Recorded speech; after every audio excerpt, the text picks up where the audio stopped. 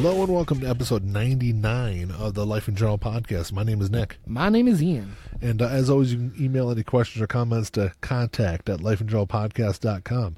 Check us out on Twitter @LIGpod. We got a page on the Facebook, right? The Facebook, yes. Check us out on Podbean, iTunes, Google Podcasts, our YouTube channel, Spotify, and just about everywhere else. What's going on, Ian? Nothing. Well, it's going to be our music episode, I guess. What's that? It's our music episode. It is. So this is the first episode of they'll be out in the month of December. So it's our vinyl record episode. Mm-hmm. This actually today is the. So this will actually be out on the 1st, right? 2nd. Monday's the 2nd. I release them on Sundays. Yeah. And it'll be on the 1st. So this will actually be out on the 1st. So the day we're actually recording this is our friend Corey's 40th birthday. Mm-hmm. So we wanted to wish him a happy birthday. Yeah, happy birthday. Happy birthday, Corey. That's it. I just wanted to say happy birthday to him. Okay. Happy birthday, Corey. 40, huh? He's 40. So he joined the rest of us in the 40 league, other than Mandy. Yeah, Mandy's got another Mandy's got another year until she's 40, but he's been known to listen to the show occasionally, so I just wanted to say that to him. So this is our first episode of the month of December, like Ian said. Mm-hmm. So this is our vinyl record episode. Record store day just happened, so we'll kind of go over that. I'm going to go over some upcoming releases for the month, stuff that we found, and then we actually have a very small, short topic. I don't think we're probably won't take that long to cover it, but probably not. We're going to talk about albums that we'd want to take with us on a deserted island. Yeah, or a desert island, as some people say it, because that's like the game Desert Island. Really? That's how I've always heard it. I wouldn't want to be on a desert island. That's just how you wouldn't last very long. I'm just telling you what they say. A deserted island would be all right, I guess. Yeah. Well, if I'm stuck on an island, I'd much rather it be deserted. Than a desert? Yes. Yeah. Well, because you'll just either die. way, because I would probably die anyway. But probably. But but if it's not deserted, that means there's maybe cannibals or something, and I do not want to be eaten. Well, if it's deserted, Ian, there wouldn't be cannibals. That's my point. That's why I said I prefer the deserted part of it. But there wouldn't be cannibals on a desert island either. Maybe there probably would be if it wasn't deserted. It was just a desert and there are people there. They probably would have had to. They wouldn't be able to live there. No, because they'd have to resort to cannibalism. And then they would die because they're on a desert. Unless you get there before they die, then they got a couple more meals in them. How did they get there then? I don't know. How did we get there? We crash landed. Crash landed? Yes. And we didn't die from the crash? No. Oh. What did we crash land in? We washed ashore. Oh. Tom Hanks style. Yes, Tom Hanks style. We washed up on shore on the chick from Titanic on her little raft that she was in. Was there enough room for both of us? There wasn't. No. I kicked that bitch off. Kicked that selfish bitch that's off. how I fit on it, I guess. Like, look here. No. You get your ass off there. I'm getting on. Yep. And that's how you end up on the deserted island. Gotcha. All right. I've always heard the game called Desert Island. That's why. I don't know. I don't even know which one of us came up with this topic, though. I don't know. I think you did. I don't think I came up with this. No? Oh, I think we were just bullshitting when I came up with it. But, maybe. Anyway, first we got to do our normal record thing. Our record spiel? Yeah. So, look, stuff coming up for the month of December is going to be really fucking short. Yeah, there's probably not much coming out. There's nothing really coming out. I don't think there's anything coming out that I would want. So, December 6th, there is the legendary Prestige Quintet sessions from Miles Davis coming out, which actually should be a pretty nice set. Yeah. It's a 6 LP box set. It's going to be a little too pricey for me to get to. Right. But it should be pretty nice if you're a big Miles Davis fan. Mm-hmm. And then Hungry for Stink by L7, which is actually a really good album. I probably wouldn't be getting it. I mean, if I can find like a used copy, I'd probably pick it up. Yeah. It wouldn't be That's how I feel about all their albums. I like them, but yeah. If I was going to buy an L7 album, it would be that album. Oh, okay. What was their big hit album? The one that one? That was their big one? Okay. Pretty sure it was. That was the one I remember. But the next week, so that's the only thing for that week. Then the next week, December 13th, There's nothing. Nothing. There's 135 things coming out that second and week. none of it's good. None of it's really noteworthy. Right. Obviously, look. To some people, it's I'm good. sure there's, like, Record Store Day, the Black Friday Record Store Day, I thought there was a lot of garbage, and we'll kind of get to that. Right. There's people in line that had stacks and stacks of records. So, December 13th, really not a whole lot. December 20th, they're re-releasing Trash by Alice Cooper. It's the silver and black marbled reissue. I'll probably pick that up. I already have it. I don't have it. So. But mine's black. And most of my Alice's are colored, but if I get that one in colored, then there's still like 3, I think. 3 oh, or really? 4. I thought all the other ones were all colored. They are, except for Constrictor, Raise Your Fist and Yell, Trash, and He's Stupid. Really? Yeah, those are the 4 that are not. Huh. Everything else is colored vinyl. I've got the... and my actually Brutal Planet is black too, but it's virgin vinyl. Yeah.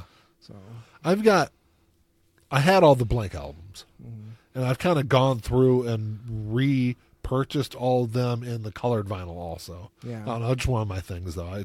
I like having both of them, but yeah, I might pick up that Trash because just for uniformity, I might pick it up. it's a good album, and I don't have it, and it's one that I've wanted. That was like I bought that. That one came Probably out 2 years ago. It came out a couple years ago. I know that. Well, maybe even longer than that, but I've had it for And about the 2 years. reissue, I haven't seen it anywhere. Yeah. Well, I think I may have gotten the last copy from Rock of Ages. Oh, really? Yeah. Because I haven't seen it in there since I bought it.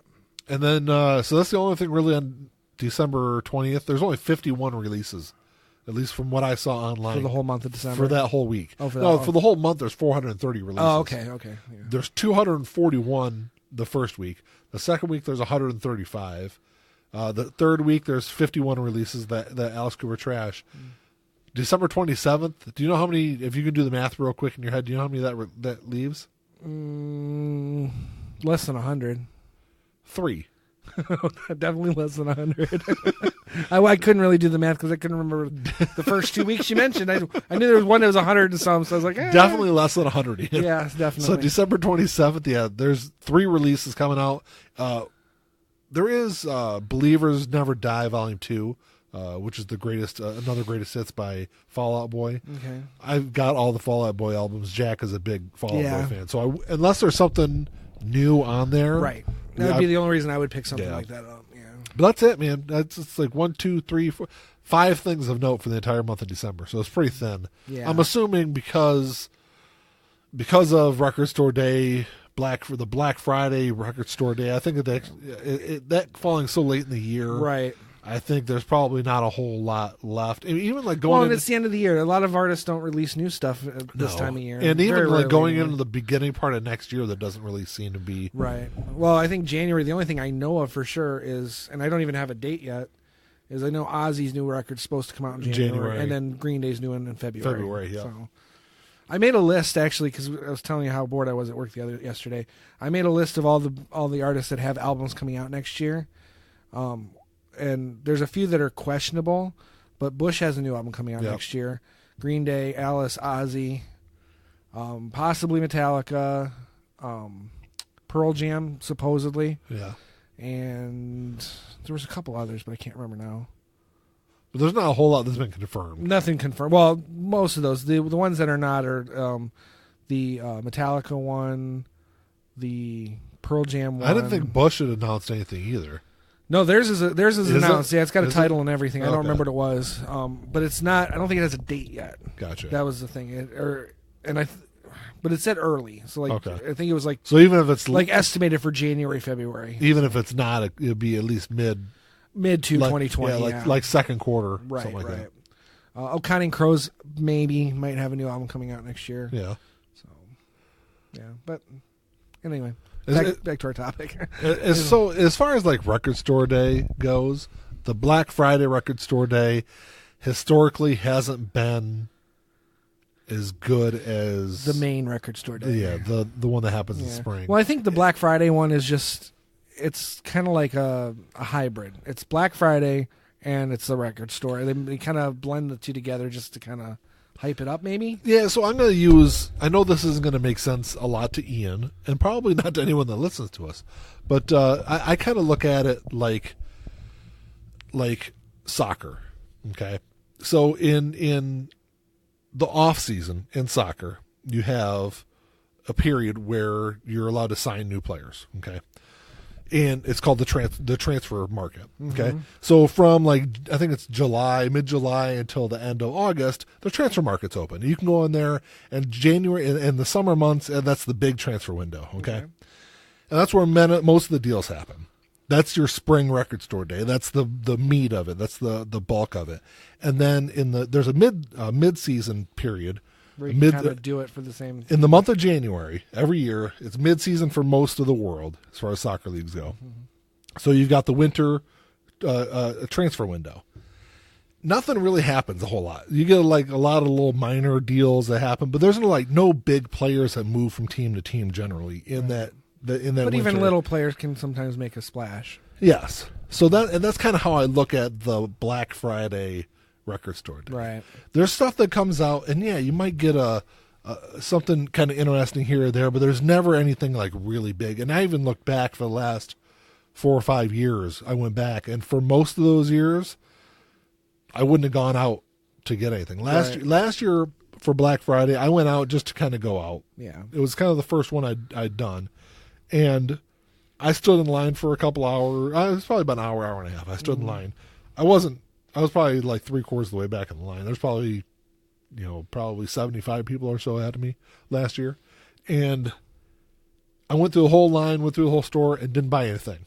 Right. Because I didn't look at it beforehand. I didn't even know what was coming out. Right. And even looking back, I'm like, There was a, I don't even remember what it was. There was a Guns N' Roses 7-inch that was released last year for Black Friday. Looking back on it, I might have picked it up, but I didn't. So it's kind of the same thing this year. There wasn't a whole lot I was looking forward to. Obviously, it was the Pearl Jam Unplugged. That was the big thing I wanted to get. I did get 1459 by Sugar Ray. Yeah. Ian, I picked up... what was I picked up for you? I picked up Dragon Town because Ian had to work. So he had to work. And I got out in the morning, but by the time I got out, they were just opening. And I don't know if I would have even made it there. I don't know how it worked. They open at 8:30. Actually, I thought they were opening at 8. No, they open at 8:45, actually. Yeah. Well, and not only that, but then I had to work again the next night. So it wasn't a big deal. So Jack and I went, because Jack likes going to the record store with me.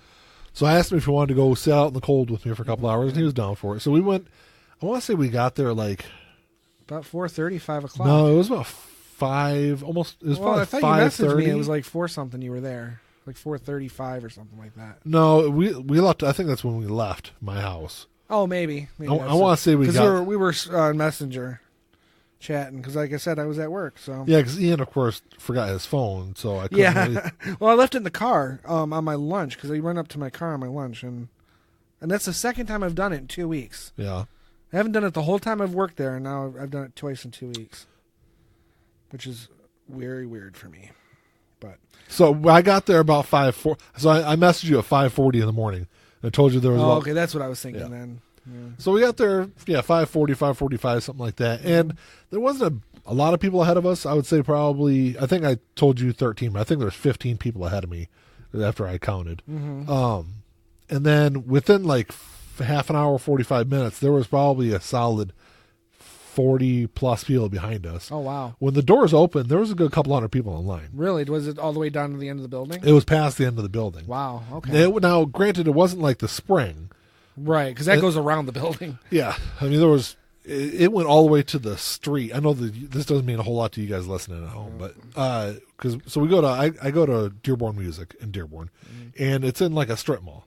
So in the spring, the line went all the way down to the main road past the building. I mean, there's hundreds of people in line, and but there's easily 150 people in line on Black Friday. Okay. In the spring. So when I go in the spring, I might want to go at 1 o'clock in the morning. I know last spring, the first people in line got there at 9 o'clock the night before. Yeah, I don't know if I can stand there for 12 hours. The first, so that was the first people in line. And I wanted to say people 3 through 5 showed up between 1 and 2 o'clock in the morning. Wow. So they sat out there for hours by themselves. I'll have to buy a couple like those portable battery things, and then if I'm going to sit there for 12 hours, I better have some shit to watch. Oh yeah. So that's what I did. Like Jack watched the first couple of episodes of The Mandalorian. Yeah. I watched, and it was Friday morning, so the newest episode had been out. So Right. I watched the newest episode of Mandalorian and sat there and just played on my phone for a couple hours. But it wasn't too bad. It wasn't too cold. I didn't get like really cold till just before they opened. As I say, it didn't seem too bad because I work nights, so when I go out on my break and stuff, I'm outside. Yeah. It didn't seem terrible, but I mean, just standing still outside for hours is going to get you cold. But. Yeah. So we just took chairs and blankets and just kind of sat there. Yeah. Now, when you said you took chairs, when they started letting people in, what did you do with the chairs? Did you just have Jack running back to the car? No. So like I don't know, 20 minutes or so before they opened, I took the chairs and stuff back to the car. Oh, okay. Because that's what I was wondering. Because if I go, I'm going to hold our spot, so you can get there much later. Yes, I will be there. So in the spring, Ian showed up like 2 minutes before they opened the doors. Right. I'll be there long before that in the spring. Right. But I have to go earlier than that to hold our spot. Yes. Because he was very, very kind enough to take money from me and pick up this record when he was already there picking up records anyway, and I gave him extra money, and now I got to do that too. But I held your spot in the spring also. Yeah, but I wasn't even sure if I was going to go in the spring. Oh yeah, I was. No, I was because there was another Alice Cooper. Yeah, there was an Alice. That was Dirty Diamonds. Yes. No, I guess you're right. You're right. Fair enough. I guess it all depends on what's going to be coming out. I'm sure there's true. I'm sure there's going to be good stuff coming out in the spring. Like I said, I wasn't really all that thrilled about what came out. There was a lot of good shit last year in the spring. Oh, of course. Yeah. But Black Friday last year was a big. Yeah. And I feel like this was this year too. Although it was better this year than last year, I would say. Yeah, there was actually titles I wanted this Black Friday. Exactly. And yeah, like I said, there was a couple I won't say a couple, but he was probably 3-4 people ahead of me. Mm-hmm. I saw him walking around the store with at least 20-25 records in his hands. Now, granted, this Dearborn Music was also running a 20% off sale. Right. So the 20% off, it was also 20% off all record store day titles. Mm-hmm. So that was kind of cool. Yeah, it was store-wide, wasn't it? Store-wide. Everything new and used in the store was all 20% off. So I don't know how much of the stuff he had in his stack was record store day stuff. Because then one of the albums that Jack picked up wasn't a record store day. He just grabbed out I've never even heard of the band before. I remember Tame Impala. I've never even heard of them before. No, I'm not familiar. Some band he likes though, but because Jack probably listens to more music, more records than anyone in the house other than me. Oh, okay. Like, well, he probably puts them always playing video games. He does. Yeah, when he's on the Xbox or whatever, he's playing down in the basement. If none of his friends are online, he'll just put a record on. He was down here listening to records earlier playing on the Xbox, so he listens to it quite often. But so yeah, he kind of likes going through all the new and used stuff. And like I said earlier, I picked up those two albums. Those are the two I went for. I went for the Unplugged, went for 1459 because I've never seen 1450. I don't think it ever been released on vinyl. No, that was way past the vinyl era. And then they had 20% off. So I've been looking at Living in the Past by Jethro Tull. I've probably looked at it for the past 2 months. Every time I'm in there, me too. It's one that I have everything that's on it because it is a compilation album technically. But when it was released, there was a lot of unreleased stuff on it. Yeah. With all the packages and stuff I've got all those songs. So it's been one of those like, if I could pick it up just to have it. Yeah. And you got the last copy they had there because they only had the one. Yeah. So if I end up getting it, I'll probably end up having to order it. And I doubt they'll restock it. And probably not because as long as it sat there. Yeah. And they don't seem to really restock their Jethro Tull stuff. Or their Green Day. Or their Green Day stuff. I mean, I think in general they're really kind of focused on their weekly releases, and that's kind of where they're at. Yeah, they don't really restock too much. Yeah, and I had an original pressing of Living in the Past. Right, which I do. I actually have two. I have the U.S. release and the British release. Yeah, mine's a UK pressing. Yeah, so I mean, I have because there's more on the UK, wasn't there? Yes, there's more on the UK, and the packaging was different. It had the middle book. It was like you open it up and there's like a booklet of pictures and stuff. That wasn't in the US version. Okay. Yeah, no. The US version had like some of the pictures on the sleeve. Gotcha. And the inside, because mine definitely has the book on the inside. Yeah, this is a reissue of like the full version, but I think the song listing is a little different on the reissue. Is it? I'd have to look and see. But because I've had this argument with my dad about it because we've been in the store looking at it. He's like, no, this is on the UA. I'm like, I have to look at it because I've got both copies. I'll just go home and check it out, and I never did. And the other cool thing about Black Friday was it wasn't just music record stores that had sales. Walmart had all of their records at $15. Right. So I got Diamonds by Elton John. So it's his best of. I think those were $35. I got it for $15 at Walmart. I was there like a couple weeks ago, and they had a couple Beatles albums I would want to get, and at the time I didn't. So maybe actually it was like a month ago. I didn't have Sabbath's Paranoid yet. They had that. I was like, eh. But I just having to work. It's so tough to. When you're already working a 12-hour day, you know how it is. You're working a 12-hour day. Do you really want to leave an extra hour early and add to that? Oh, you wouldn't have to leave an extra hour early. Probably an extra half an hour. Well, you figure standing in line. Lines aren't long. I don't know that. I don't usually shop on Black Friday, so. But yeah, and I went back today. The sale was only yesterday, but I went back today and bought a couple more because there's another Walmart I know that has like a great fucking selection of vinyl. And I kind of really wish I would have went to that one yesterday. Really? Or on Friday and bought some stuff. But because I picked up Kendrick Lamar's first album. Okay. Because a lot of the Walmart stuff is, if it's $15, you're really only getting probably $8 off. But still, yeah, because usually they're around $20-$25. But that Diamonds by Elton John, that was a big thing for me because it's a double album. It is, and then, like I said, it's like $35. So getting $20 off, it makes a big difference. Yeah. So that was pretty cool. But other than that, I really didn't. I mean, there was a couple other things I picked up, but nothing really of note. Right. Yeah. Well, I got this Alice Cooper. And then, of the month, I picked up a lot more shit than that. Right. I was talking about just Record Store Day and Black Friday. Well, I mean, for the month, because I'll go through mine because it's quicker. This month, I spent more on records than I've ever spent. And I actually purchased 17 records total. Ian spent more in one day than I ever have on records. Yes. Not by much, but... Right.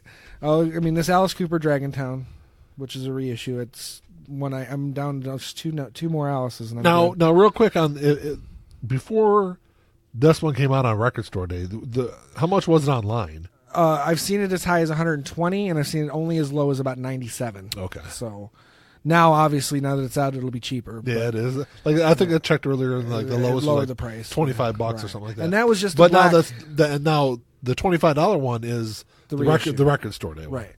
Because the other one is an original pressing. It was pressed, I think, around. Well, not original, but it was pressed in like 2007, 2008 maybe. And it's black. And it's a single record, not a double. Yeah, that's a double. Yeah. So it doesn't matter. I just wanted the album because I'm a completist and I want all the Alice Cooper. Well, you said that's a really good album. And it is a good album. I haven't listened to it. It's not. I wouldn't say it's his best album, but it's a good album. It's a concept album and it's a sequel to his Brutal Planet album. Brutal Planet came out in the Dragontown.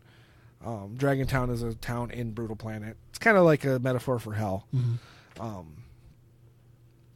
Brutal Planet's a little too industrial for Alice, I think, but it's got a lot of good songs on it.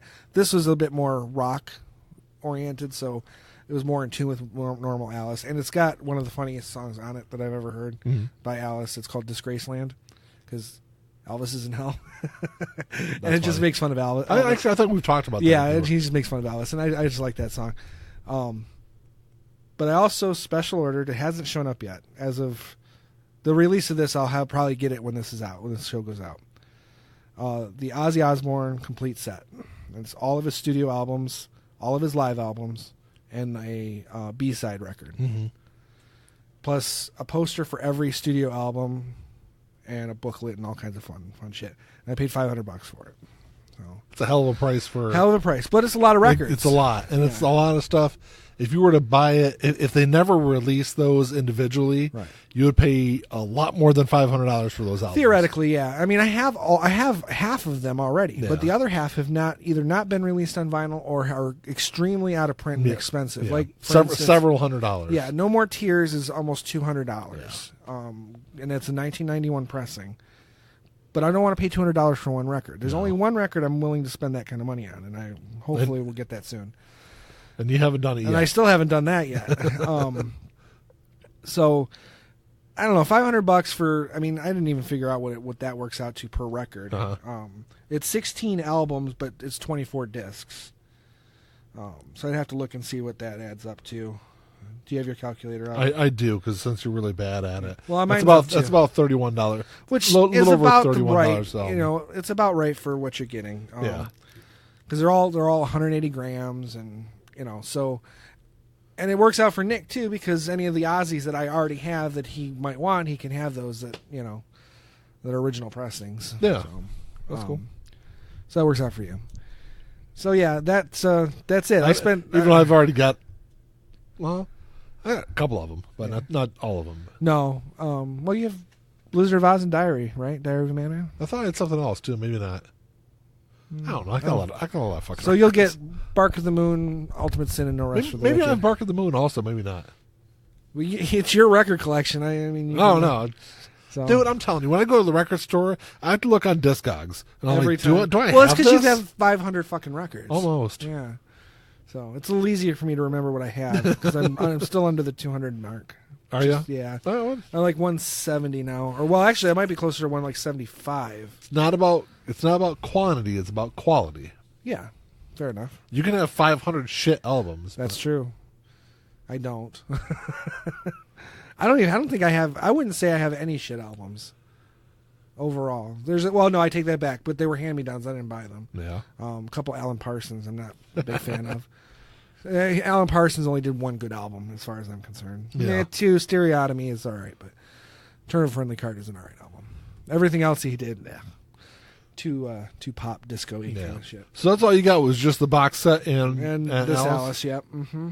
For this month anyway.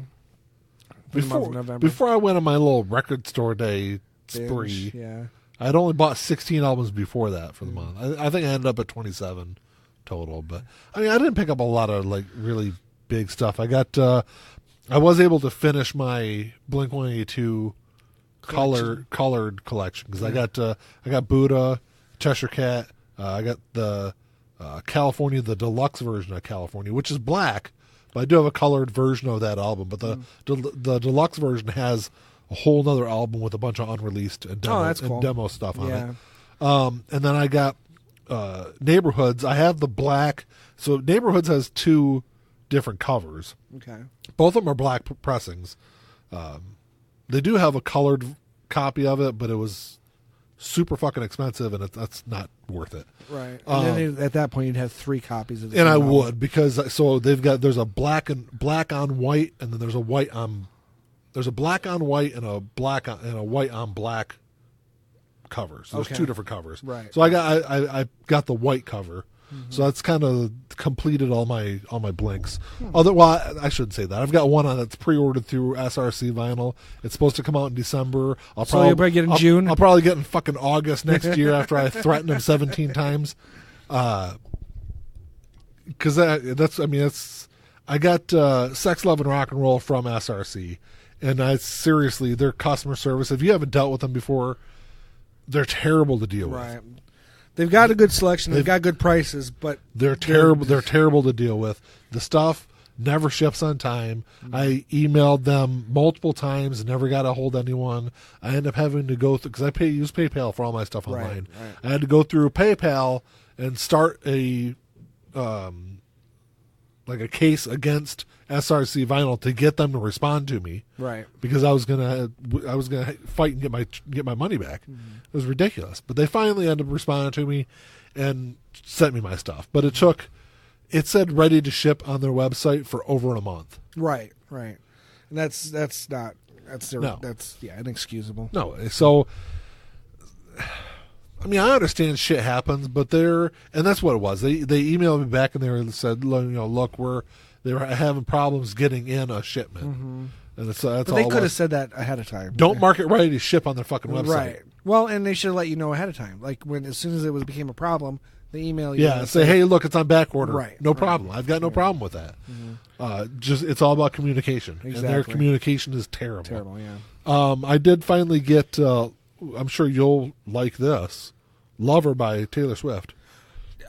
You know what? I have 10 copies of it myself. My wife, I sleep with 3 of them. I've never listened to the album. My wife's a Taylor Swift fan, and I pre-ordered the. It's pretty cool, like almost like a pastel pink and a pastel blue because it's a double album. Mm-hmm. So it's like a pastel pink and blue. It was exclusive through Target, so I ordered it through the website. Mm-hmm. So I got that. That's kind of cool. I did pick up Inagata Vita. It's a 2010 limited edition, like orangish, yellowish, translucent vinyl. Okay. And I got it for like smoking price, and the fucking thing was sealed. Oh wow! Yeah, so that was kind of cool. So of course I opened. You got it used price but brand new. Yeah, and it was a limited edition. Yeah, there's a couple albums I've gotten from Dearborn that was like that.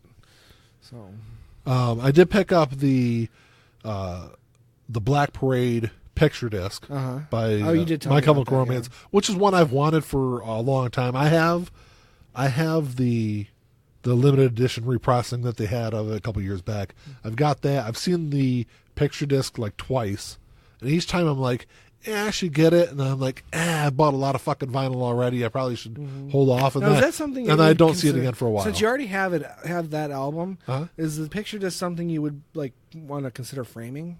No, because I'm not. I know people that frame albums. I'm not. Well, just because you already have it, it's not like you ever will listen to it. I'll listen to it, absolutely. Well, you can listen to it once and then put it up and make the display. Because if it's a picture disc, you can't see it on your shelf. It's not, correct. It's not displayed. Correct. I've got all my picture discs at the end. I mean, I don't have a whole lot of them, but right. I don't have any. I think I've got 4 or 5 of them, maybe. I always tend to avoid it because I like having the artwork, like the sleeve artwork. Yeah.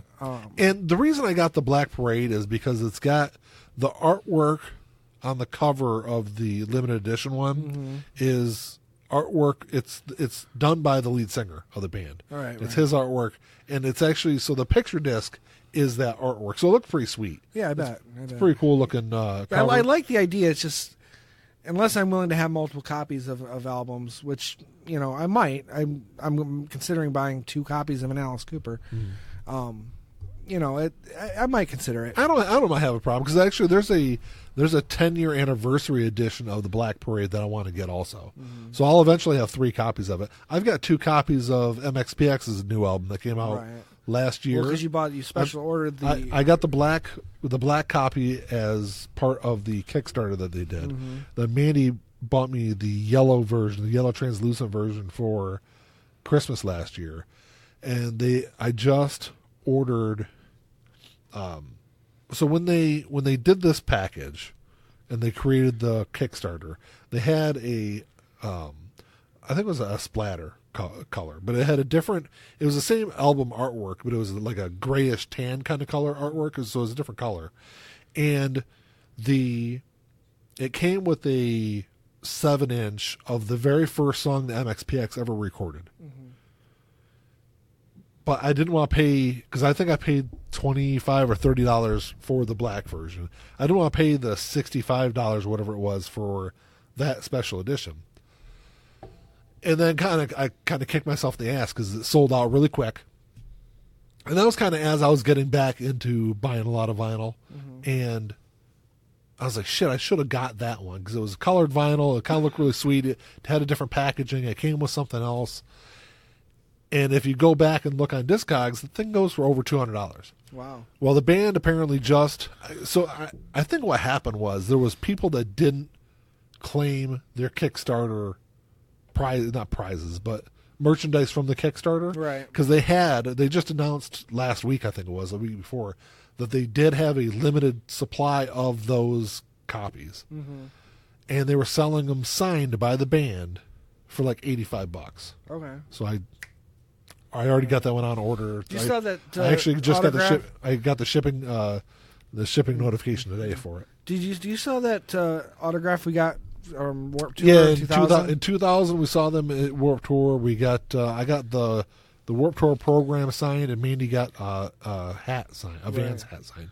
Actually, the hat is on my shelf over there, and the program is in my storage closet. Okay. So, yeah, I was wondering if you still had that. Yeah, we still got it. Yeah. So as of this time next week, I'll have three versions of that album. Yeah. So I don't have a problem with having multiple. No, copies. and I mean I wouldn't either, but I'm more concerned about getting more new stuff and more having stuff that I don't have. So if I'm spending the money, I'm more likely to spend money on stuff I don't have rather than buying. No, I get it. And I really only do it for things I really like. Right. I got. And I would too. I wouldn't do it for just anything. The best couple of Def Leppard albums, I've got original processings and I've got the remasters. Reissues, yeah. And I've thought about doing that too because I've got the three, the High and Dry, Pyromania, and Hysteria, which are their 3 good albums. It is. Even though On Through the Night's okay. Yeah, it's okay. It's got if I see it used, I might pick it up. But if I was I've seen it used a couple times and still have them. Yeah, it's if I wanted to, at least with Pyromania, because I think Pyromania is their best album, personally. Is it? I think so.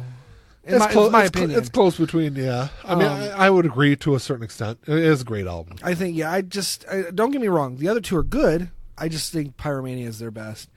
Hysteria is a little too polished in some aspects. Too polished and a little too pop, I think. Yeah. Whereas I think Pyromania is kind of a perfect blend of. I think a lot of that was Mutt Lange, though. Probably, but I think Pyromania is kind of a perfect blend of their, early bar band days and hitting that we are an actual recording band. Yes, yeah. So it's just perfect blend right there. So that might be one that I'd pick up and not like a reissue copy. That just have better quality of it.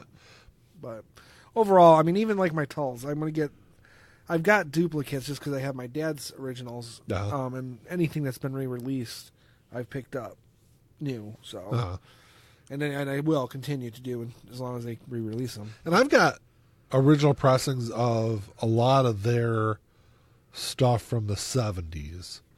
And I've got most of the reissues from the 70s also. So I've got a lot of Jethro Tull duplicates. Yeah, those are really the only ones that I've got duplicates of. I do have I think I have 3 copies of Foreigner by Cat Stevens. Yeah. Because my original copy was my dad's and it's kind of beat up. So I bought one and forgot I bought it. And then I bought another one that was in even slightly better condition anyway. So I've got 3 copies of that one. Okay.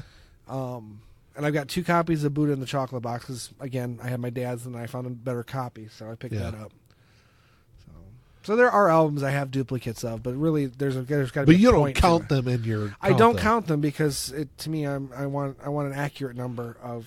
I mean, I count them because for the most part they sound like different albums. I mean, sometimes definitely you can definitely tell a difference between something that was pressed 20 years ago and to something that's been remastered and reissued. Oh yeah, because the remastering is going to alter the sound quality. Exactly. So I don't know. I also picked up Chinese Democracy by Guns N' Roses. That was a good catch for you. Yeah, because it can go from between $20 to $40 online. I paid, and I got it on sale, and it was $7 used. Right. So I definitely I lucked out with that one, and I also picked up. It's getting close to Christmas time. Picked up some Christmas. Getting albums. close. You've been in Christmas stuff for like a month and a half. That's all right. So I picked up a Snow White copy of the Polar Express soundtrack, which looks pretty sweet. Yeah. I got a green copy of How the Grinch Stole Christmas. Yeah, okay. And I got what? What'd you say? Just because growing up, I did like that. Oh, okay. And then I got a Charlie Brown Christmas on green vinyl. Yeah, I could do that one too. I don't mind that one so much. I picked up some other ones too. I think I got. I got Frank Sinatra. And see, if I have to listen to Christmas music, it's that kind of like 50s, 60s crooner kind of Christmas music. Yeah. Like Sinatra, Dean Martin, that kind of stuff. I can dig that. All right. Bing Crosby, But if I have to, and that's only if I have to. Oh, another record store day title I did pick up was the $1 Billion Babies Live from 73. Yeah. There's a video, concert video from 73 too. It's like, I think, what's it called? It's called Really? No, it's called Good to See You Again or something. Good to See You Again or something like that. Yeah. But it's from the same tour. It's not the same show. I looked that up. But see, with Alice, I mean, he's got a couple live albums. I don't really get into his live albums because it's more of a visual thing with him because it's the theatrical. The whole thing, yeah. So I'll pick up his concert videos. I'm not big on getting the live albums. I do like the artwork that they have for this. Yeah, it looks pretty sweet. It looks pretty cool. Yeah. I don't know. Live albums are kind of hit and miss. Some of them are like really fantastic, and the others are like, eh. Right. Yeah. I agree. The Green Day Woodstock. That's a pretty good live album. Yeah. What else? I mean, really, actually, their Bullet in the Bible is actually really good too. Is it? Yeah, because they do almost the entire American Idiot album in its entirety. It's like 2 hours, 2+ hours. Is that on vinyl or? No, it's video. Yeah, video on CD. I don't think they ever released it on vinyl. Yeah, I didn't think they did. But I mean, with that one, you almost want to watch it. So. The Black Parade is Dead by My Chemical Romance. This is a fantastic live album. Is it? Yeah. So there's definitely some good live albums out there. Oh yeah, absolutely. Of course, Hell Freezes Over by. Well, I don't like the Eagles, but Nirvana Unplugged, Pearl Jam Unplugged, Alice in Chains Unplugged. Yep. Are all three great live albums, for sure. I'm trying to think of some more off the top of my head. Well, Bursting Out by Tull is a good live album. It's not their best. I think their best is actually Little Light Music, but there'd be some debate amongst Tull fans for that. Yeah, I mean, even Ozzy. Again, Ozzy's kind of a visual kind of thing. And his Ultimate Sin concert video is pretty good.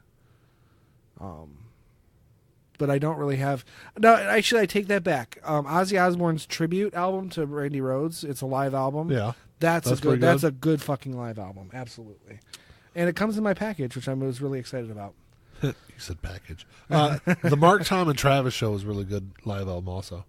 Oh yeah, from Blink, and it's actually kind of interesting. The very last side, it's a double album. The very last side, so side D, is all banter from them on stage. Just giving each other shit. It's interesting. Speaking of that, when I was bored yesterday or the other day at work, looking at stuff coming out in 2020. Angels and Airwaves has an album coming out next year. Yeah, they do. Yep. They've actually already released a single single and a video from the first single. Huh. Interesting.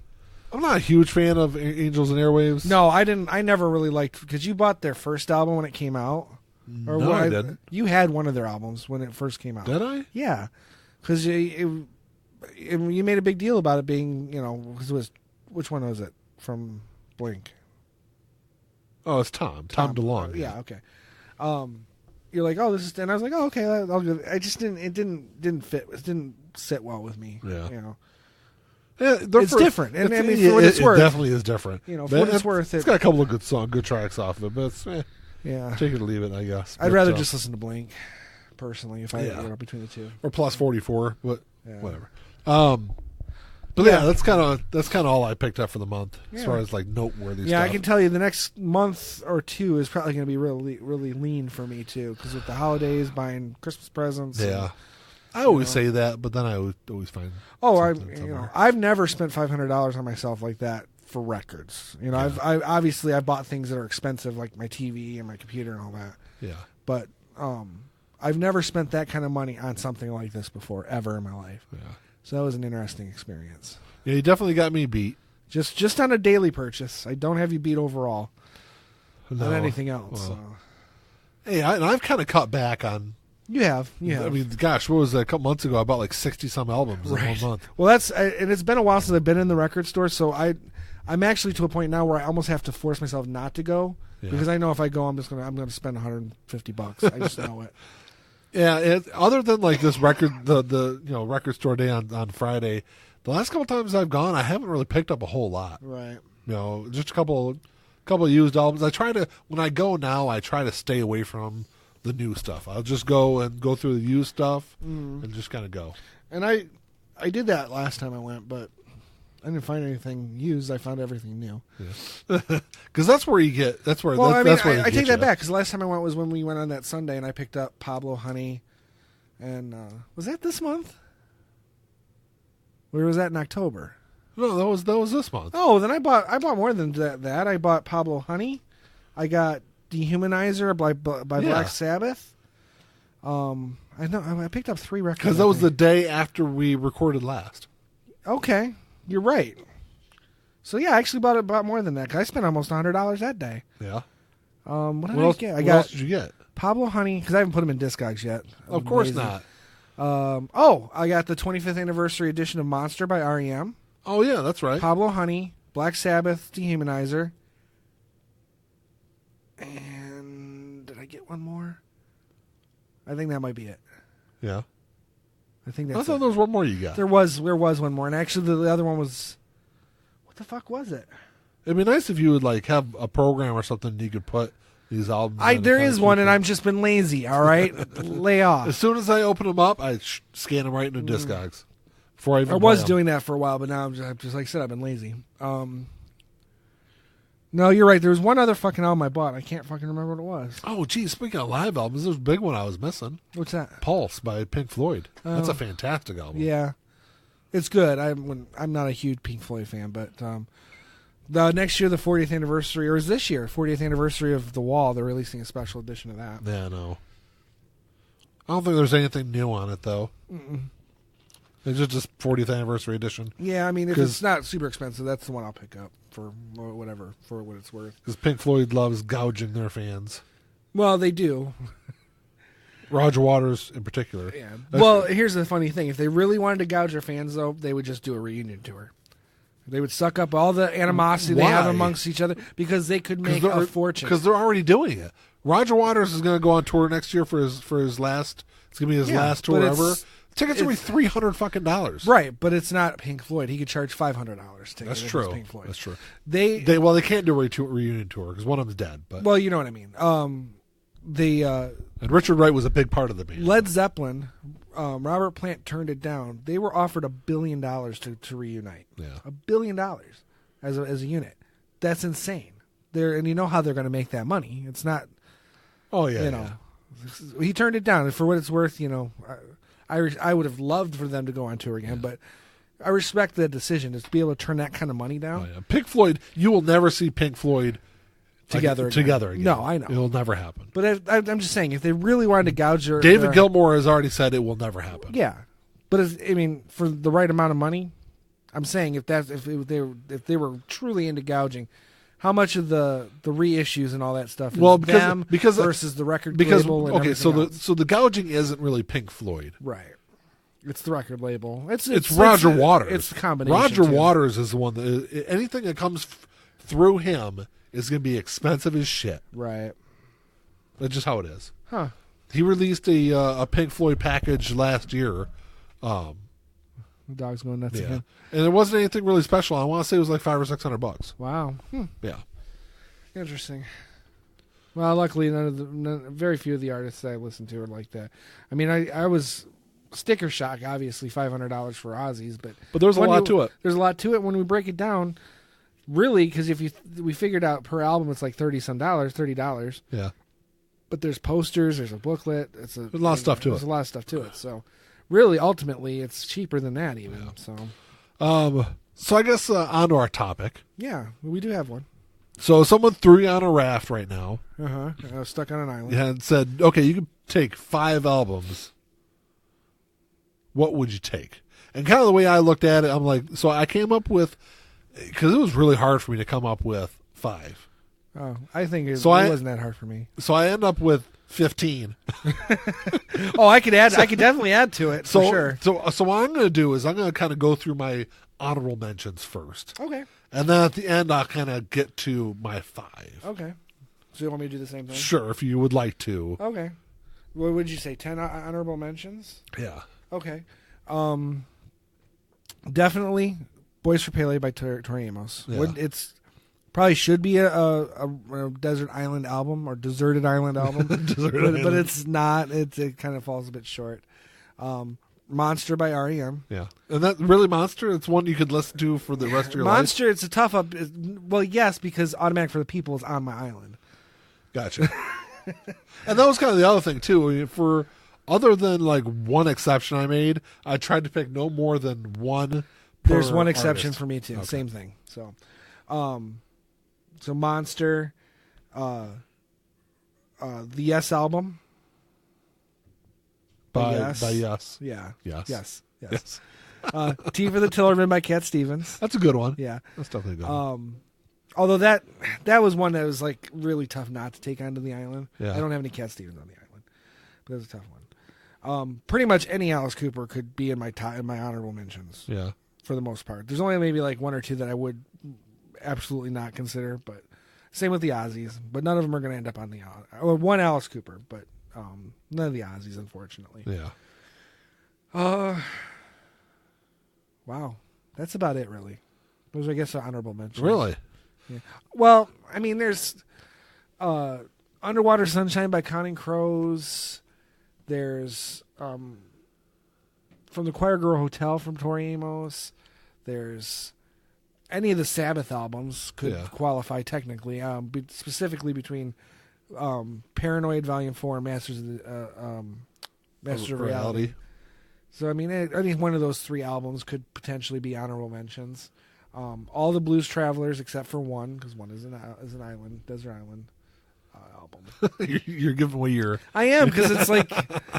I'm a completist. If I like an artist, I like all their stuff, generally speaking. So I have collections more than I have just a list of albums. I got you. You know what I mean? I got you. So let's let you go to your honorable mentions, because it'd be easier. I had a really hard time coming up with 5. Because I kept putting things on my... Because the other thing I did was I only went off of things I had on vinyl. Okay.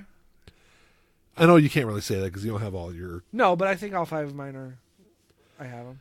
So I kept going through my list, and I'm like... Because I just scrolled down through Discogs, and I'm like, oh, yeah, I got to have that. Oh, I got to have that. And I'm like, oh, fuck. Well, I got to have this, so I got to take something off. Mm-hmm. So one of the ones I took off was Melancholy and Infinite Sadness. It's a fantastic album. It's something I have been listening to it almost nonstop for like a month now. Yeah. Not as much last week or so, but I definitely have listened to the shit out of that album. So that was definitely my honorable mentions. It was one I had in my top 5, but unfortunately I had to kick out. And Out Come the Wolves by Rancid, fantastic album. It's something I could listen to over and over again. Verses by Pearl Jam, yeah, definitely another one. It's probably, I think it's a better album than 10. I'm sure a lot of people probably don't agree with me, but overall it's a better album. The Living End, their self-titled, yeah. Definitely a great album. I just got that on vinyl not too long ago. Yeah, I want to get that on vinyl. That is a good album. Dookie by Green Day. Yep. Another fantastic album you can listen to over and over again. Recovering the Satellites by Counting Crows, which I think is better than August and Everything After. I agree. It's just beginning to end. I mean, they're both fantastic albums, but Recovering the Satellites is just a notch. Oh, I'd say a couple notches actually. Yeah. It's just a fantastic. They took time off in between those two albums, and it paid off, because follow up albums are not always great. That was heads and shoulders above. Yeah. So the next one I've got on my honorable mentions list is in the same way. Yeah. Razor Blade Suitcase by Bush. Right. Yeah. 16 Stone's a fantastic album. Razor Blade Suitcase is a couple notches better. Just better. Yeah. Just overall, just a better album. Like I said, another one of those where you can just kind of listen to it over and over again. Yeah. Paranoid by Black Sabbath. Yeah. Which I know it's like that in Volume 4. It's always like, which one's better? Right. And I always kind of land on Paranoid. I think it's just a hair better than... See, I would say musically speaking, I think Volume 4 is a bit better, but I definitely understand the comparison. Yeah. Hysteria by Def Leppard. We just talked about that. We just talked about that. It's Pyromania, yeah. It's I don't know, Hysteria, even though I think Pyromania might be a better album, like musically, I think Hysteria is a better written album. Okay. I think it fits together better. Maybe. Well, yeah, fair enough. But again, how much of that is Mutt Lange, as you pointed out, Probably a lot of it, especially when you look at Adrenalize. I mean, it wasn't. It's great. It's not just great. not. It's not. It was kind of a. I don't think Mutt Lange had anything to do with. I don't know, but I just know that Adrenalize was.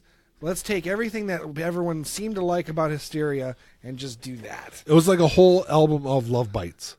Kind of, yeah. It's kind of the way it felt. Yeah, there wasn't anything standing out on it. No, at all. I feel like it just kind of lacked.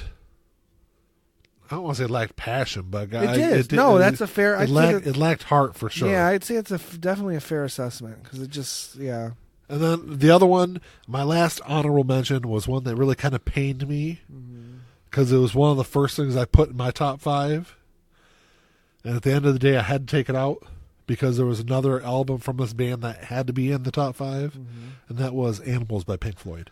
Okay. Yeah. I didn't really do honorable mentions. That's why it was a little struggle. But Dookie would be an honorable mention for me. August and Everything After, honorable mention. He said he didn't do honorable mentions like he did any fucking list anyway. No, I have a five. I have 5. No, okay. Just because I didn't write it down or put it in my fancy tablet. Where is your fancy tablet? At home. Why don't you put notes on it and bring it? I have to charge it first. Oh. I haven't even messed with it in like a month. But anyway, so definitely Dookie would be one of yours. It's an honorable mention for sure. And that's a tough one because basically, like I said, I have collections. There's artists that I like. So basically, when I'm going through and I'm picking 5 albums out of the vast majority of what I've got to go through basically the artists and say what one album out of these artists. First, I got to pick 5 artists and one album from each of these artists. That's really tough. It is really tough. It is. But I think I came up with it pretty quickly. My top 5. Yeah. So I came with my 5. I came up with 3 of them like right away. Yeah. And then I kind of like 4 and 5. I kind of went back and forth. Well, especially at least 5. I kind of went back and forth, and that's where I was taking things out and replacing things, and it's kind of up in the air at times. And to be honest, I actually did 6 because I wasn't sure if because you didn't really give me any guidelines. I didn't. You didn't tell me 5. Looking at 5, you didn't tell me to do honorable mentions. So, I kind of I was thinking maybe 10, but then I was like keeping it at 5 just in case. I figured there's plenty enough albums to pop in there if I needed to do 10, and then I was afraid that you didn't want us to do duplicates of artists, not duplicates. That's kind of typically the way I do them, especially when we do top 10 lists and things like that. Right. I was trying to stay away from duplicates. If there's no stipulations that I couldn't, then I have. Yeah. Obviously, I'm sure you know what band it is. Oh yeah. So, but yeah, do you want me to do my 5? Or do you want to do your 5? Or do you want to do them one at a time? We'll do them one at a time. Back and forth. We'll do one at a time. All right. You can start us off though. All right. Well, Thick as a Brick by Jethro Tull. Would be number 5. Well, I don't have them in any particular order. Just 5 albums I would want to take with me on a. Okay. Well, I put mine in order, but yeah, I didn't because to me it's no point. They're already being singled out as favorites. Gotcha. So yeah, Thick as a Brick. Thick as a Brick would be a good one, definitely. Yeah. As far as Jethro Tull, it's probably my favorite Jethro Tull album. It's up there for me. I would probably go as far as probably my favorite album of theirs would probably be Minstrel. Yeah. I think it always has been, really. It's a great album. It is a great album. Yeah. But Thick as a Brick is a great album also, especially since it's one long fucking song. Yeah, and manages to keep your interest for 45 minutes of it. It's if you listen to it from front to back, there's enough changing up without changing the theme or the musical. I don't know, musical theme. Yeah. It doesn't change enough to really be a different song. But it's enough to keep you interested. Yeah. I just realized not too long ago is The Wall is the same way. The Wall is all one song. It pretty much is. There's no breaks in between songs. The difference is that because it had singles and it was easy to break some of those sections out, Yes. and they are played like original, separate songs.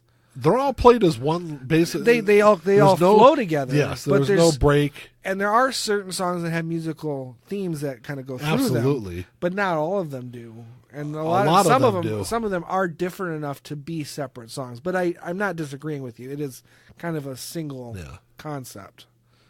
It is. Yeah.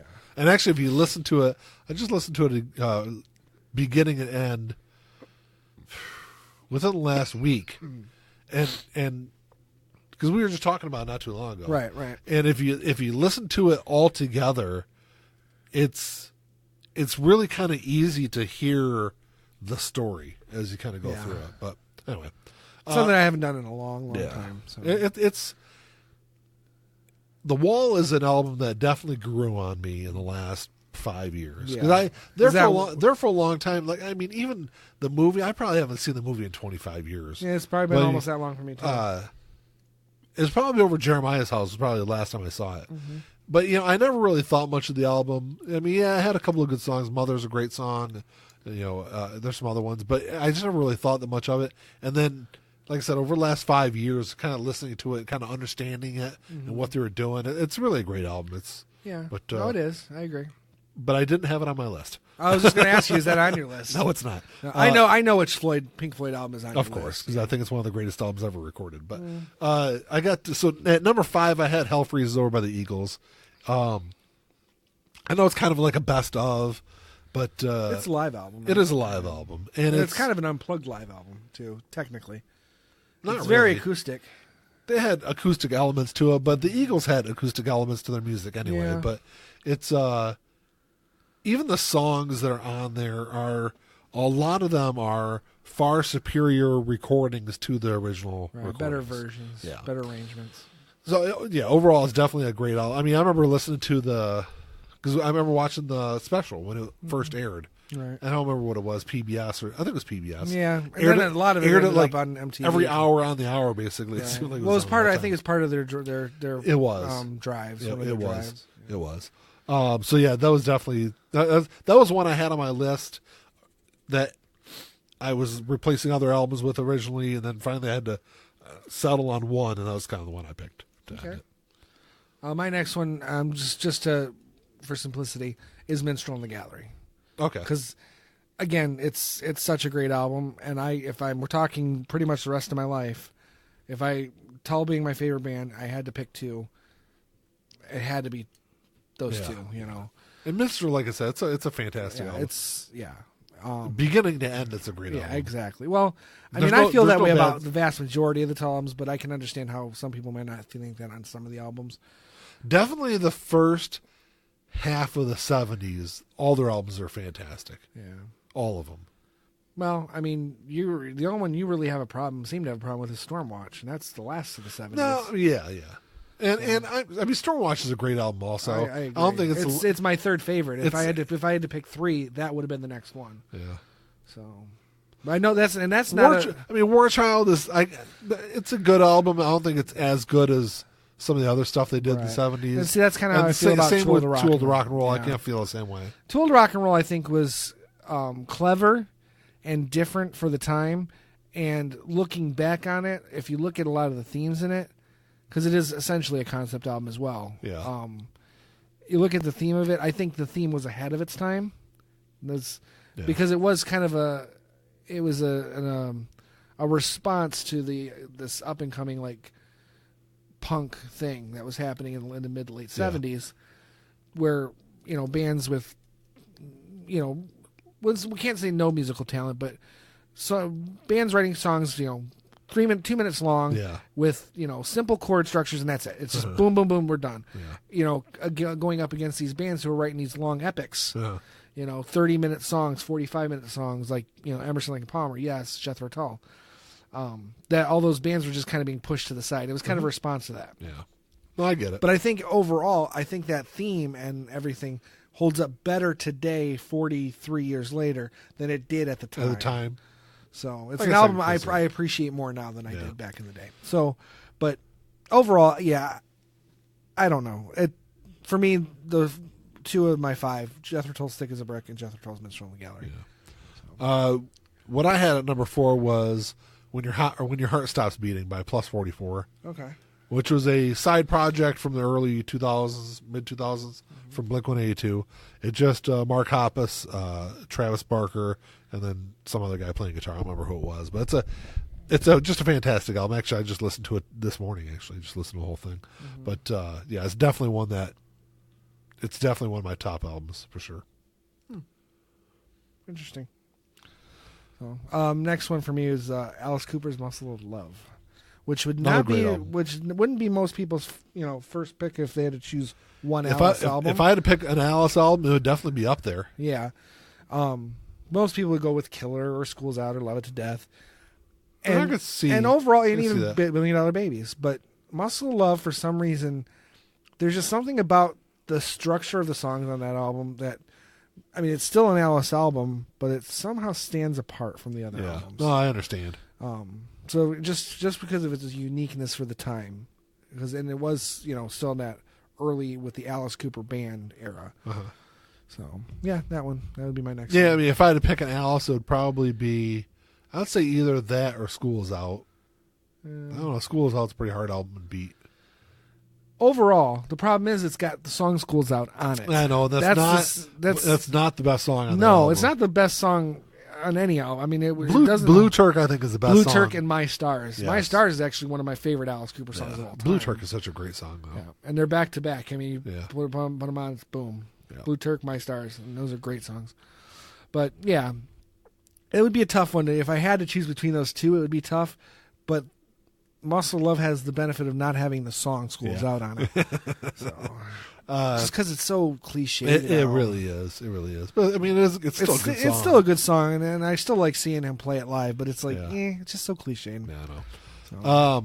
Number 3 on my list is another one of those great follow-up albums that's better than their debut album, and that's "The Young and the Hopeless" by Good Charlotte. Mm-hmm.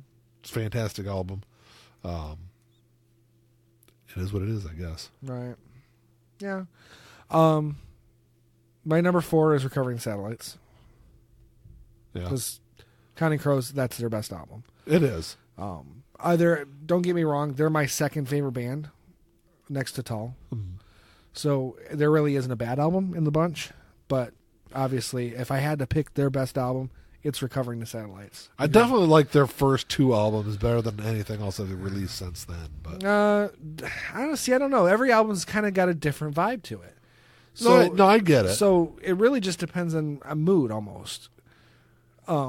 This Desert Life is kind of more on par with, say, August and everything after, because there's a lot more deeper themes of, we'll say depressing themes. But overall, I'd say one of my favorite Counting Crow songs of all time is on This Desert Life. Yeah. No, This Desert Life's a good, and it's a good album. I think it's not as good as their first 2. And Hard Candy, same thing. Hard Candy was a huge departure for them. It was a very different album from what they had done before. Yeah. And the only reason that isn't the best album is because it still has to go up against Recovering Satellites, just because it is so different. Recovering Satellites was a huge success. Right. Yeah. They haven't really had a bomb album, but now obviously nothing sold as well as August and Recovering. Yeah. So, but Recovering the Satellites just is as perfect an album as you can get, I think, overall. No, it's a great album. So, number 2 on my list was Blink-182, their self-titled album from 2003. Mm-hmm. Well, it's hands down, I think it's the best modern punk album that there is. I mean, I would put, if I had to make a top 25 list of albums ever created, it would probably be somewhere in that top 25. It's that good. It's just, and their new album is 9 is very similar to that album.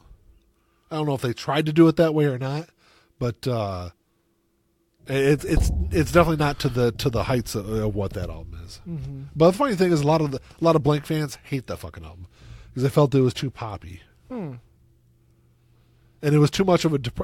That album is a lot of the stuff that they did, obviously, in Take Off Your Pants and Jacket, Enema of the State. It had a lot more of a campiness, kind of like comedy bit to it almost, and their self-titled album was definitely much darker. Mm-hmm. It had a lot more. Mark Hoppus has dealt with depression throughout his life, and there was songs about suicide and things like that on that album. So it's definitely a much darker album. Okay, yeah, worked for me, I guess. Right.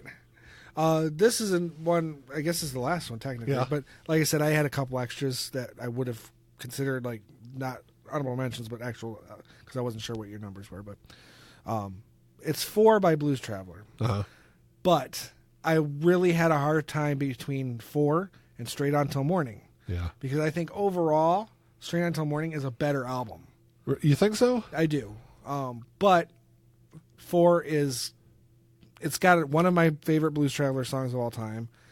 It is their big album, and it's good from beginning to end. It's one that I can't wait for them to reissue, because I would love to have it on vinyl. Yeah, and then same with Straight On Till Morning. Straight On Till Morning's never been on vinyl. Yeah. So I'm really looking forward to that if they ever do it. But are they still with the same label? No. No. So that's where the issues are going to come. Probably, yeah. They were with A&M Records, Yeah. which is the same label that had Cat Stevens back in the day and all that. And they're not anymore. I think Straight On Till Morning was actually their last album with A&M, maybe? Was it was it? either that or a Bridge. And what was 4 on? A&M. What It was was it? their 4th album, ironically. Duh. Straight On Till Morning was their 5th album. I'm pretty sure that was the last one on A&M Records. Who are they with right now, though? Independent label. Oh, okay. So, their last couple albums, I'm not really. Blow Up the Moon and I can't remember the name of their last album actually. Yeah. Hurry Up is something. No, I haven't heard. I haven't listened to either one of them. I don't know. It's a band that's I think it's just capable of so much more, and they're kind of just putting out these like 3-4 minute like songs that any band could put out, and they don't. There's nothing that distinguishes these songs from anything else that is in that genre. I kind of feel that way with a lot of bands. Yeah, today. I guess, but when you listen to these, especially the last 2 albums, and then you go back and listen to what they were doing. And granted, they were younger. I'm not expecting them to be exactly the same. No, but they were pushing boundaries. There's no reason they can't push boundaries. They're not doing that. They're really just popping out pop songs now. It's like I just don't get it. But 4 was a great album. A great album. And just real quick, I'll throw out the other. There's 2 actually. It was 7 in total. So Straight On Till Morning and Automatic for the People were like, because the Automatic for the People would have been on the list if I couldn't do Too Talls. Yeah. So that was technically on there, but there was also American Idiot, really, which again is not an honorable mention album. It should be. I'm almost feeling like now maybe we should have had 10. If I had to pick one, I think I'd pick Dookie over. Maybe over American Idiot. Honestly, though, if you say that, I'd almost even consider Insomniac or Nimrod. Yeah, see, it's just tough. They've got a great catalog, though. They do. But, they do. Yeah, if I had to pick one, I think I'd have to go with Dookie. For the same reason I picked 4, probably, right? Probably, because it's that seminal album, and it's still so good. Yeah, absolutely. From beginning to end, that's a fantastic It is, album. yeah. I feel the same way about all their albums, though. I mean, even their very first, collection technically isn't their first album. Yeah. I mean, Kerplunk is a fantastic album. Right. Yeah, that's beginning to end. That's an album I can put on and just listen to all the way through. Yep. So, yeah, I don't know. It's, I'm thinking maybe we should have gone 10. No, I went 15, but whatever. Well, right. Well, I mean, Automatic for the People. I mean, any of those honorable mentions I mentioned could be really technically in the top 10 or whatever. I would probably put Boys for Paley in the list if I was going to 10. Yeah. And I'd probably put Blunderbuss by Jack White in there as well. Really? Yeah. I mean, it's a good album. I don't know. Yeah. Either that or Icky Thump by the White Stripes. Yeah, I mean, Icky either Thump's one a of great those album. 2 albums are really good. They're out of... Well, no, shit, now that I'm thinking about it, I really was super blown away by the last Rankin Tours album. Oh, that's true. I mean, honestly, I still haven't listened to it. I think that's the best album that's come out this year. Yeah. In my opinion. I still have to listen to it. I mean, not a lot of new stuff come out it, this year that I bought, but out of what I have bought that's new, that's top of the line, I think. And so number 1 on my list, I'm sure you know what it is. Dark Side of the Moon. Dark Side of the Moon. Yeah. It's just, like I said, it's one of the greatest albums ever made. It's We'll agree to disagree. I won't deny it's a good album. It's I guess, groundbreaking for its time. No one was really doing anything like what that album is. I mean, obviously, there were bands in the same period that were doing it, but not really at that point, and definitely not to the level that they did. And selling as many copies, it wasn't just rock fans that were buying that album. It crossed... I mean, it was really the first big rock album, really of the 70s, I want to say, to that level. That sold like that. I mean, you can go to any used record store and find 15 fucking copies of it. Because they sold hundreds of millions of fucking copies of the damn thing. No, I'm not denying that it was a popular record, and for the longest time, it was the greatest selling album of all time. Yeah. But until Thriller came out, right? But and actually, still if you take out the people who it still holds the record for the longest time period in the charts. Right.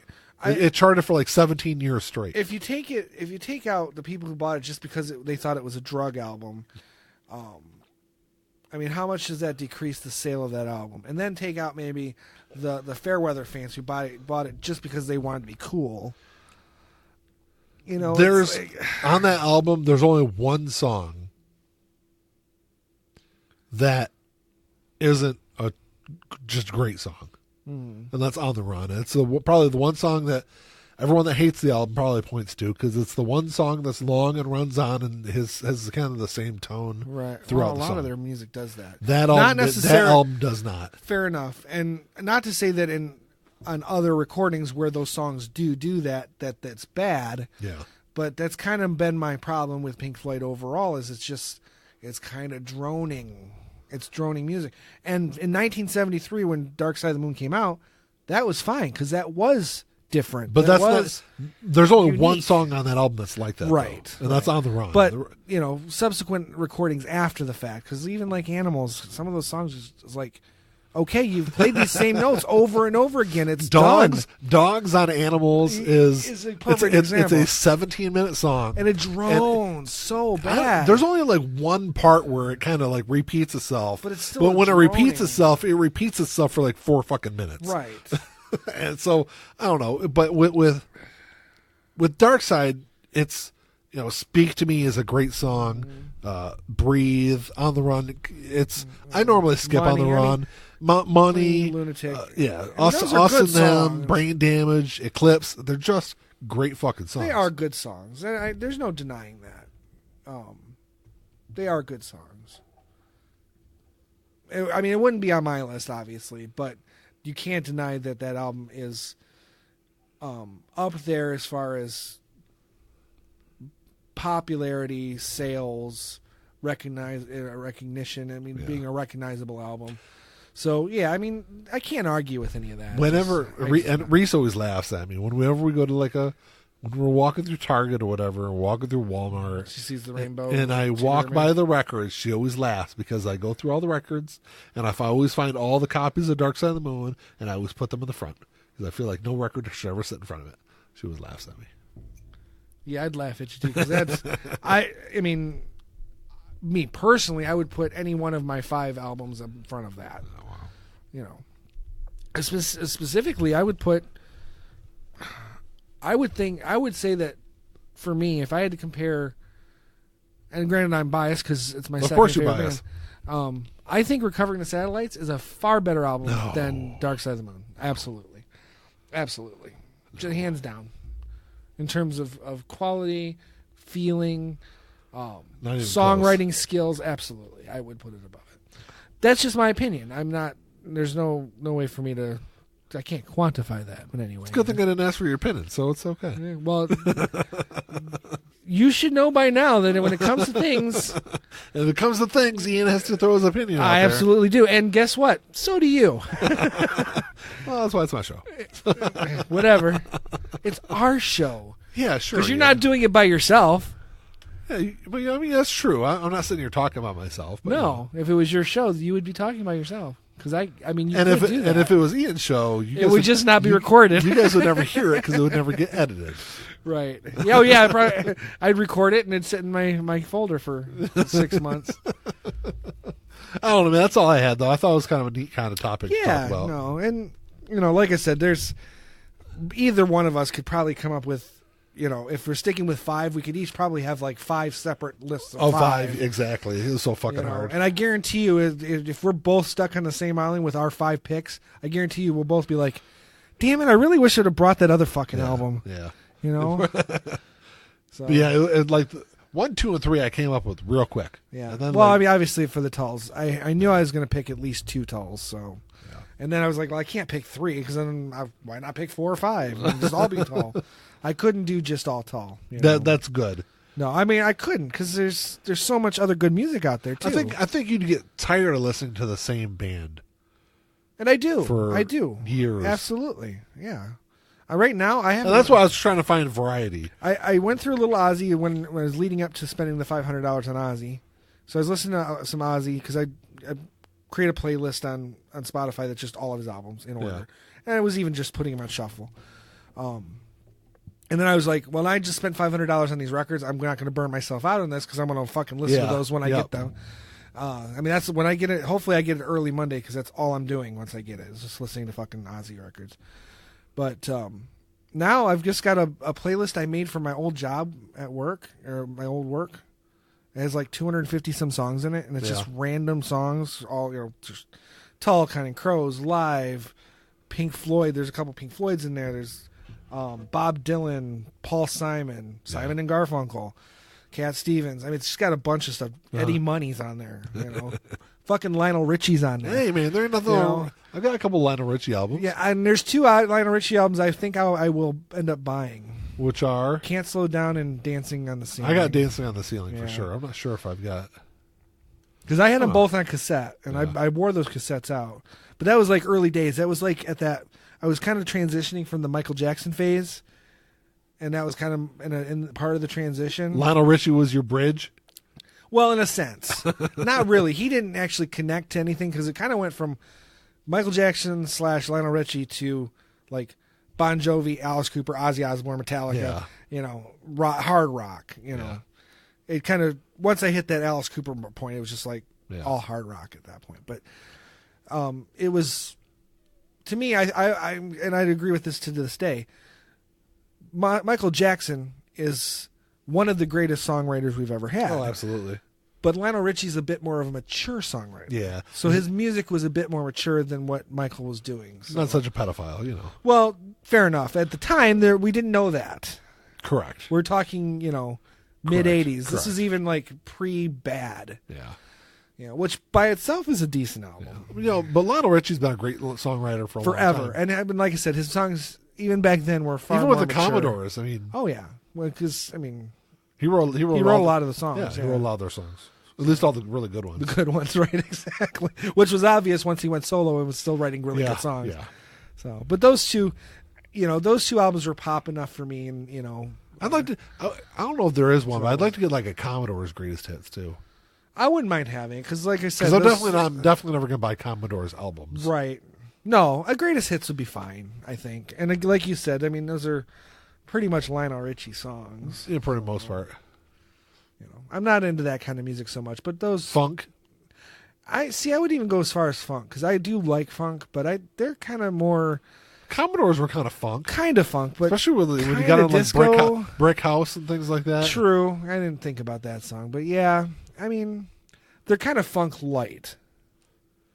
Well, I mean, funk like relative to say like Parliament and all that other stuff, Especially a lot of those bands that you don't even hear about that you might see. How about disco funk? Is that that would be a fair, better than disco, but not quite as great as funk. Yeah, how's that? Disco funk. Yeah, they're an in between. They're funk light, not to be confused with Bud Light, which is just water. Budwater, yeah.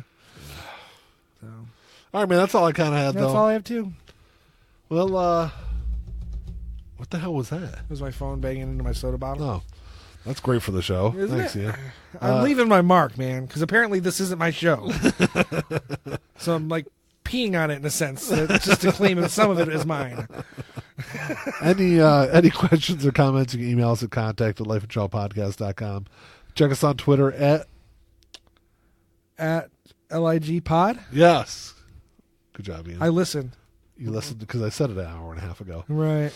Where can you find the show at? Everywhere, like Spotify, iTunes. If it's not really iTunes anymore, it's actually Apple Podcast. Apple Podcast, YouTube, the Tube of Views. Yep. And if you do go to Apple Podcast, 6-star review would be nice. Yeah, leave us a 5-star review. 6-star review, 666. Where else is the show at? Is it still on Stitcher? It is still on Stitcher. Oh, okay, it sounds on Stitcher. Yeah. Google Play. I think it's Google Podcasts. Google Podcasts. Okay. Google. Yeah. Podcast Addict. iHeartRadio. Podbean. I don't think I said Podbean. You did not say Podbean. Yeah. Because that's where I listen to it is Podbean. I listen to it on Apple Podcasts. That's because you got your tongue up Apple's ass. Because they have good products, man. That's all I can say. Yeah. They have decent products. A lot of their products are overpriced for what you're getting. Well, but they last a lot longer. Yeah, well, I make my shit last long too, even regardless. Well, that's because you never it. fucking use it, Ian. Well, no, I use my phones. I've always got my phone on me. Oh, no, you don't. Or it's in your car. Or, well, yeah, occasionally I'll forget it in my car. Or you don't respond to texts for multiple days. You know what? For the record, a lot of times you've been better. You've been better. I have been better. I've been a lot better. Today, I think I messaged you back in 8 minutes. Yeah. But I'd been up for like 20. So, a lot of times what happens is I get text while I'm sleeping. I work night shift. Yeah. So I'm sleeping during the day. So I get text during the day. Even if it's like earlier part of the day or later part of the day, I'm still relatively sleeping. So I'll look at it and go, oh, Nick texted me. And I go back to sleep. Yeah. And then when I get up, I get myself situated. I get ready to get in the shower. I usually text you right before I jump in the shower. Like I did today. It's just the thing is you're one of those people that I'm not attached to my phone. When I wake up, the first thing I do is roll over and grab my phone. I normally play on my phone for 15 or 20 minutes before I get out of bed. I'll go through and click on anything that has notifications and kind of do whatever and look at social media stuff and things like that. I will do that if I get up sometimes like in the middle of the day, which would be like middle of the night for most people, and I got to piss or something. I'll get up and piss, and then I lay down. I can't quite go back to sleep, so I'll grab my phone and mess around with it and see what's going on. Yeah. Other than that, I mess with my phone when I'm bored. It's a boredom thing. I don't play with it. If I got shit to do, I don't care. If I'm watching something or whatever, my phone is not... I'm not addicted to my phone. I'm not addicted to my phone either. You are, because you pick it up the way that I would pick up cigarettes. I wouldn't say that. Really? What was when I smoked, the first thing I did was pick up my cigarettes. When I smoked, it wasn't the first thing I did. Well, you quit really easily, too, so maybe you weren't as addicted as I am. Fuck you. For me, even when I had to go outside to smoke, I would literally get up, put some clothes on, grab my jacket, hit the bathroom on my way outside to smoke. Yeah. The only reason I would pee first is because it was on my way to going outside to smoke. So when I used to smoke, way back in the day, I mean, like if I had to get up and go to work, I'd get up, get ready for work. I wouldn't have my first cigarette until I was got in the car. Yeah, leaving. I remember that. Well, I didn't smoke in my car, but you did when you had the Thunderbird. Yeah, you stopped when you got the Pontiac. Yeah. But yeah, I mean, not when I was smoking in the house. First thing I did, I wouldn't even be out of bed. Yeah. I would grab my cigarettes and light one up. I might even sometimes have two before I get my ass out of bed. Yeah, so I wouldn't say I'm addicted to my phone. You're normal addicted, the way that most people are addicted to their phones. I literally, there's some days I don't even remember I have a phone. It's in my bedroom on my nightstand, or it's in the bathroom on the sink. Well, my phone's connected to my watch on my wrist, so yeah, and I don't have that. I don't need that. I'm always available. I'm not that fucking important that I need to be available 24 hours a day. Well, I'm the greatest of all time. Ian, you are not that important either. You just think you are. I am it creates the goat. It creates a... What the fuck does that mean anyway? You said that earlier. You're a goat. What the fuck does that mean? Greatest of all time. The goat. I think you're just a fucking goon. The goat. You're a goon. But anyway... I'm not important. Nothing I'm ever going to do or anything that I could possibly do is not going to save lives or anything, so I don't really need to be attached to my phone. Enough said. I'm not, like I said, I do play with it a lot. Like if I'm bored, I'm on there, I'm playing games. Don't play with it too much, you'll go blind. I'm playing games or I'm checking social media, I'm doing shit on it, but that's only when I'm bored. Yeah. So. All right, well, that's all I got, man. That was easy. Just like your mom. Hey. Oh, I shouldn't say that. I know your mom's. Right. Be nice. Bad mom joke. Yeah. Well, it was a good mom joke. Just it's my mom. Poor context. Yeah, poor context. There you go. All right, man. Well, until next time. Yeah, talk to y'all later. Peace.